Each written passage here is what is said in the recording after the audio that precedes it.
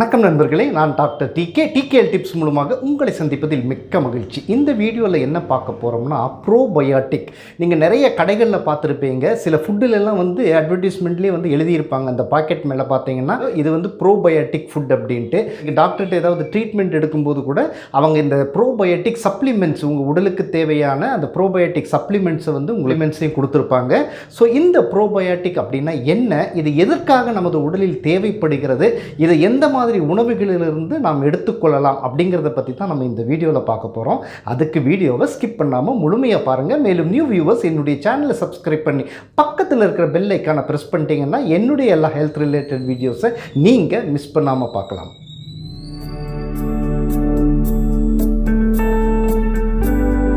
Bacteria virus அப்படிங்கிற ஒரு பேரை கேட்டாவே எல்லாருக்கும் ஒரு பயம் வருகிறது. அதற்கு காரணம் இந்த காலகட்டத்தில் இருக்கக்கூடிய அந்த மிகப்பெரிய தொற்று தான் காரணம். ஆனால் ஒரு உண்மையை நீங்கள் தெரிஞ்சுக்கணும். நம்ம உடம்புல ட்ரில்லியன்ஸ் கணக்கில், அதாவது நம்ம மூக்கிலிருந்து குடல் வரை பல ட்ரில்லியன்ஸ் கணக்கில், அதாவது லட்சம் கோடி ட்ரில்லியன்ஸ் இந்த மாதிரி கணக்கில் பல பாக்டீரியாஸ் இருக்கிறது. ஸோ இதில் கெட்ட பாக்டீரியாஸ், அதாவது உடலுக்கு தீமையை கொடுக்கக்கூடிய பாக்டீரியாஸும் இருக்கிறது. அதே போல் உடலுக்கு நன்மையை தரக்கூடிய பாக்டீரியாஸும் ஏராளமாக இருக்கிறது. இதனுடைய வகைகள் அப்படின்னு பார்த்தீங்கன்னா 400 இருந்து 500 வகையான பாக்டீரியாஸ், இந்த நன்மையை தரக்கூடிய பாக்டீரியாஸ் இருக்கிறது. ஸோ இந்த நன்மையை தரக்கூடிய பாக்டீரியாஸ் தான் நம்ம ப்ரோபயோட்டிக்ஸ் பாக்டீரியாஸ் என்று அறியப்படுகிறது. ப்ரோபயோட்டிக்ஸ் பாக்டீரியா உடலுக்கு எவ்வாறு நன்மையை தருகிறது அப்படின்னு பார்த்தீங்கன்னா, முதல்ல வரக்கூடியது இம்யூனிட்டி சிஸ்டம், நம்மளுடைய நோய் எதிர்ப்பு சக்தியை அதிகப்படுத்துகிறது. இந்த நோய் எதிர்ப்பு சக்தி அதிகமாக இருந்தால் தான் எல்லாருக்கும், அதாவது எந்த விதமான நோய்களிலிருந்தும் கெட்ட பாக்டீரியாஸ், வைரஸ் இதெல்லாம் அழித்து நம்மை ஆரோக்கியமாக வைத்துக் கொள்வதற்கு மிக மிக முக்கியமான சிஸ்டம் தான் இந்த இம்யூனிட்டி சிஸ்டம். இந்த இம்யூனிட்டி சிஸ்டத்தை நன்றாக செழுமையாக வைத்துக் கொள்வதற்கு இந்த பாக்டீரியாஸ் உதவுகிறது. அடுத்தது பார்த்தீங்கன்னா டைஜஸ்டிவ் சிஸ்டம், நம்மளுடைய ஜீரண சக்தி. நாம் என்ன உணவுகளை உட்கொண்டாலும் அதை நன்றாக ஜீரணிப்பதற்கு இந்த குட் பாக்டீரியாஸ் ஒரு முக்கியமான தேவையாகும். அடுத்தது பார்த்தீங்கன்னா அப்சார்ப்ஷன் ஆஃப் நியூட்ரியன்ஸ், அதாவது உண்ட உணவுகள் ஜீரணித்த பொழுது அதில் இருக்கக்கூடிய சத்துக்களை உட்கொள்ளுதல். நமது உடம்புக்கு என்ன சத்துக்கள் தேவையோ அந்த சத்துக்களை எல்லாம் எடுத்து ஒவ்வொரு ஆர்கனுக்கும் கொடுக்கக்கூடிய வேலையை ப்ரோபயோட்டிக்ஸ் பாக்டீரியாக்கள் செய்கிறது. அடுத்தது பார்த்தீங்கன்னா அது அலர்ஜிஸ், ஏதாவது அலர்ஜிஸ் வராமையும் இந்த ப்ரோபயோட்டிக்ஸ் தடுத்துக் கொள்கிறது. அதே போல் இந்த பெண்களுக்கு பிறப்புறுப்பில் சில தொற்றுக்கள் ஏற்படும், அந்த ஈஸ்ட் வளராமல் தடுப்பதற்கும் இந்த ப்ரோபயோட்டிக்ஸ் உதவுகிறது. உடல் அலர்ச்சியையும் தடுக்கிறது. அதே போல் உங்களுக்கு கெட்ட பாக்டீரியாஸ், நம்ம உடம்பில் இருக்கக்கூடிய அந்த கெட்ட பாக்டீரியாஸையும் வளர விடாமல் தடுத்து நமது உடம்பை சமநிலையில் வைத்துக் கொள்வதற்கும் நல்ல பாக்டீரியாக்கள் உதவுகிறது. இந்த நல்ல பாக்டீரியாஸ் குறையும் போது என்னெல்லாம் ஏற்படும்னா, நம்ம எதிர்ப்பு சக்தி, அந்த இம்யூனிட்டி சிஸ்டம் கெட்டு போகும்பொழுதே பலவிதமான நோய்கள் ஏற்படும்.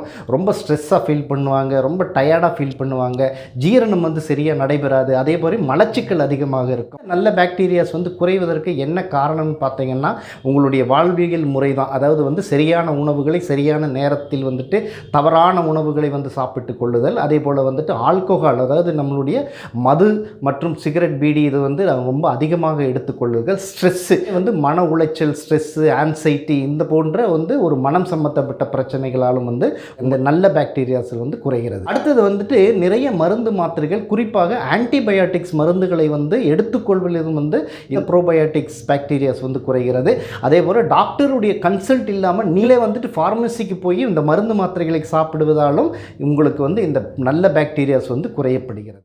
ஸோ இந்த நல்ல பாக்டீரியாஸை நம்ம எப்படியெல்லாம் இன்க்ரீஸ் பண்ணிக்கலாம். இதுக்கு நிறைய சப்ளிமெண்ட்ஸ்லாம் கிடைக்குது. பட் இதுக்கு நம்ம உணவுகள் மூலமாகவே நல்ல ஒரு சிறந்த முறையில் அதுவும் குறிப்பாக நம்ம இந்தியாவில் இருக்கக்கூடிய உணவுகளில் ஒரு நல்ல பாக்டீரியாஸ் வளருவதற்கு அருமையான உணவுகள் இருக்கிறது. அது என்னன்னு பார்ப்போம். ஸோ இதில் முக்கியமானது, அதாவது நம்பர் 1 இடத்துல இருக்கக்கூடிய தயிர், கேர்டு தான் இதனுடைய முக்கியமான உணவாகும். இது நீங்கள் கடையில் கிடைக்கக்கூடிய பாக்கெட் கேர்டோ அல்லது வேறு விதமான ஃப்ளேவர்டு, அதாவது ஏதாவது சுவையூட்டப்பட்டதோ, கலர்டு யோகட், பல வண்ணங்களால் செய்யப்பட்ட வெளியில் கிடைக்கக்கூடிய கேர்டில் இருக்கிறத விட நீங்கள் வீட்டில் சுத்தமான முறையில் நீங்கள் தயாரித்த அந்த கேர்டு, அந்த தயிரில் தான் முக்கியமான உணவாகும். அதே மாதிரி தயிர் மட்டுமில்லை, மோர். ஈ காலத்தில் கிட்டத்தட்ட ஒரு 1/2 லிட்டர்லேருந்து 1 லிட்டர் மோர் குடிப்பதை வழக்கமாக வைத்துக் கொள்ளுங்கள். ஒரு போல் ஆஃப் வந்து கேர்டு வந்து சாப்பிடுவதும் வந்து வழக்கமாக வைத்துக் கொள்ளுங்கள். இந்த மோர், இந்த தயிர் வந்து ஒரு முக்கியமான ஒரு உணவாகும் உங்களுடைய நல்ல பாக்டீரியாஸ் வந்து வளர்வதற்கு. அடுத்தது பார்த்தீங்கன்னா வந்து நம்மளுடைய பிக்கல், அதாவது ஊறுகாய்ன்னு சொல்லும்போது நிறைய பேர் வந்து அதை அவாய்ட் பண்ணுவாங்க. ஏன்னா வந்து ஹை பிபி இருக்கிறவங்க வந்து அதை அவாய்ட் பண்ணலாம்.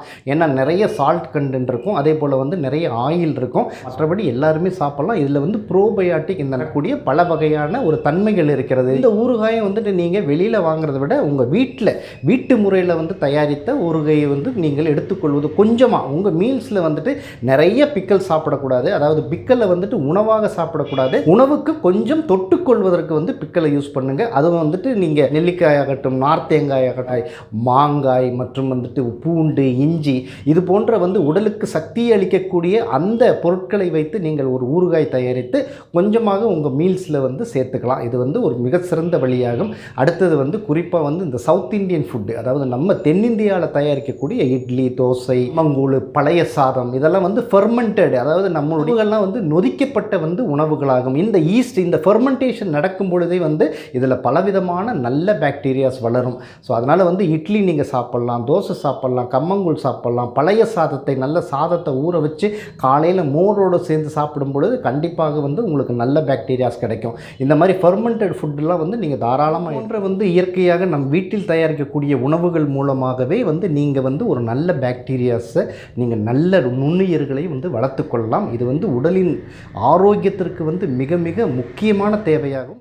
இந்த இன்ஃபர்மேஷன் உங்களுக்கு பிடிச்சிருந்துச்சுன்னா லைக் பண்ணுங்கள். மேலும் இது உங்களைச் சேர்ந்தவர்களுக்கும் பலன் தரும் என்று நீங்கள் நினைத்தால் இதை எல்லாருக்கும் ஷேர் பண்ண மறந்துடாதீங்க. மீண்டும் அடுத்த ஒரு நல்ல நிகழ்ச்சியில் உங்களை சந்திப்பது உங்கள் TK.